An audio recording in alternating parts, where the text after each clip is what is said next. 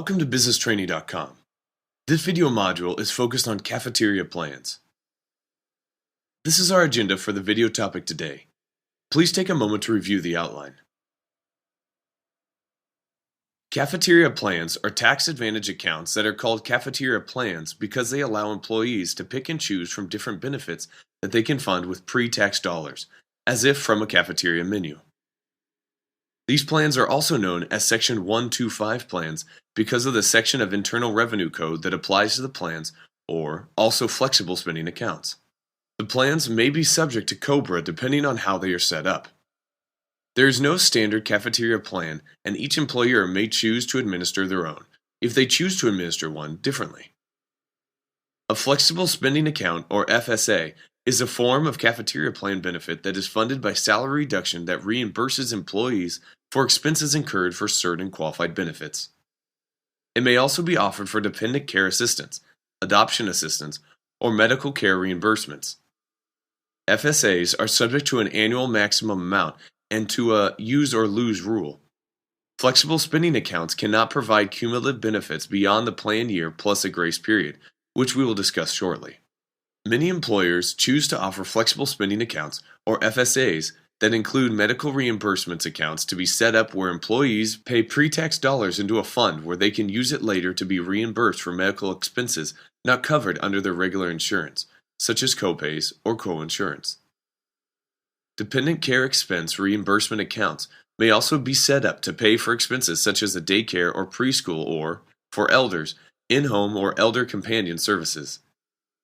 Each flexible spending account must be established as separate accounts and cannot be used interchangeably. The amount employees are allowed to set aside in these types of accounts each year is limited.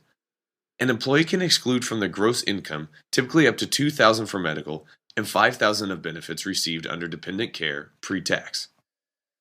The dependent care limit is reduced to $2,500 for married employees filing separate returns. The exclusion cannot be more than the earned income of either the employee or the employee's spouse, and any amount over the limits will be considered wages. The major benefit of cafeteria plans is the tax benefits to employees and employers. Employer contributions to the plan are usually made pursuant to salary reduction agreements between the employer and the employee, in which the employee agrees to contribute a portion of his or her salary on a pre-tax basis to pay for the qualified benefits. The contributions set aside for reimbursement accounts are not considered wages for federal tax income purposes and increasing spendable income. If employees wisely use what they have set aside, the tax savings will be substantial, even when accounting for non-used losses. Employees who participate in a cafeteria plan must be permitted to choose from at least one taxable benefit, such as cash or stock options, and one qualified benefit, such as medical flexible spending accounts. A qualified benefit is a benefit that is excludable from an employee's gross income for tax purposes, such as benefits for accident benefits, adoption assistance, group term life insurance, health savings accounts, as well as medical and dependent care discussed earlier.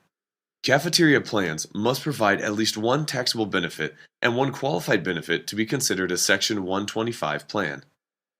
A plan offering only a choice between taxable benefits is not considered a Section 125 plan and does not benefit from the tax savings under the Internal Revenue Code Section 125. Plans may make benefits available to employees, spouses, and dependents to include family group health insurance.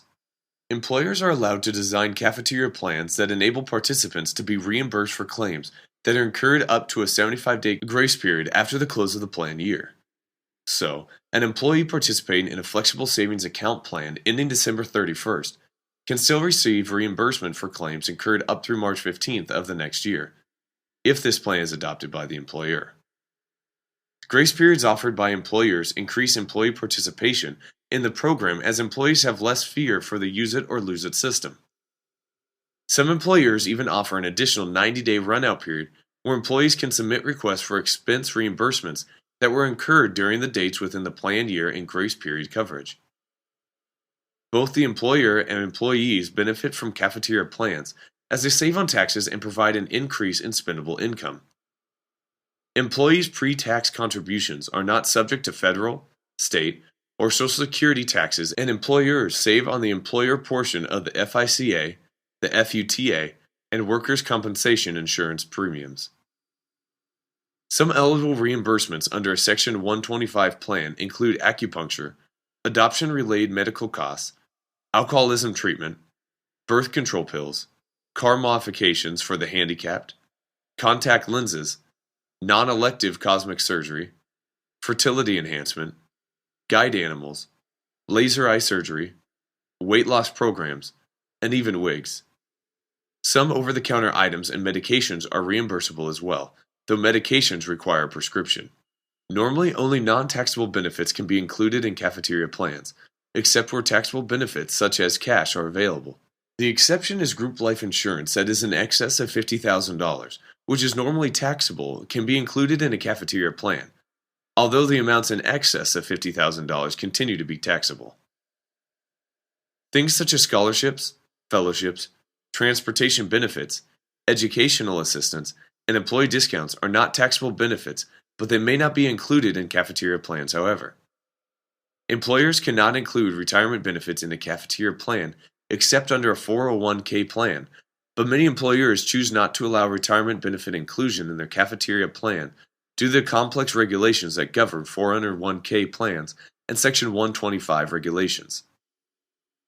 Plans must be offered on a non-discriminatory basis and must pass a non-discrimination test.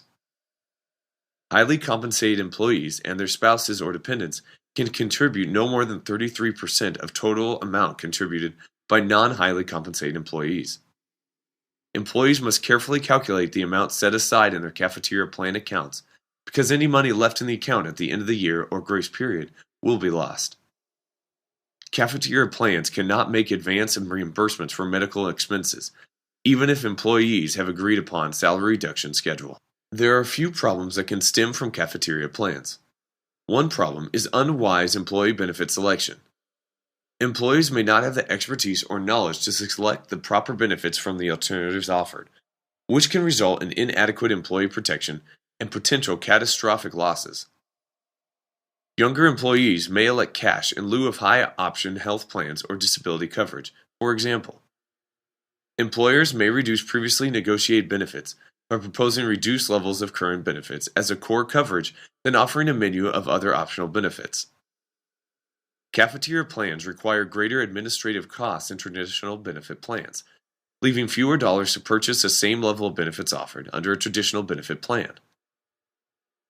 It can create an impact on future negotiations as well. Employers design benefit packages to meet the desired cost, and costs increase. Employers may attempt to redesign the benefits or reduce them to stay in the targeted dollar amount rather than increasing employer contribution. Another problem that cafeteria plans may have is adverse selection and cost fluctuation. Employees who are likely to have claims will tend to select benefits that will reduce out-of-pocket expenses. For example, an employee may choose to pay into a dental coverage plan until dental work is complete, and then the employee drops the dental coverage plan, which will increase the next year's cost to cover the high claims of the prior year. Cafeteria plans must have a written plan that specifically describes all benefits and establishes rules for eligibility and elections. The plan must provide specific descriptions of each benefit available under the plan and period of coverage, as well as a planned year of coverage. It must provide the rules that govern which employees are eligible to participate in the plan, as well as procedures for making elections under the plan, including when they will be made and the irrevocability of elections and periods for when they are effective. The plan must indicate the manner in which employer contributions may be made, such as by salary reduction agreement between the employer and the employee, by non-elective employer contributions, or both, and the written plan must indicate the maximum amount of employer contributions that can be made available to each participant, either in maximum dollar amount or maximum percentage of compensation. If you would like more information on Section 125 cafeteria plans, please go to the Internal Revenue website at the link below. Thank you once again for your time and attention, and this is businesstraining.com, where you can earn a master's level qualification to make more money.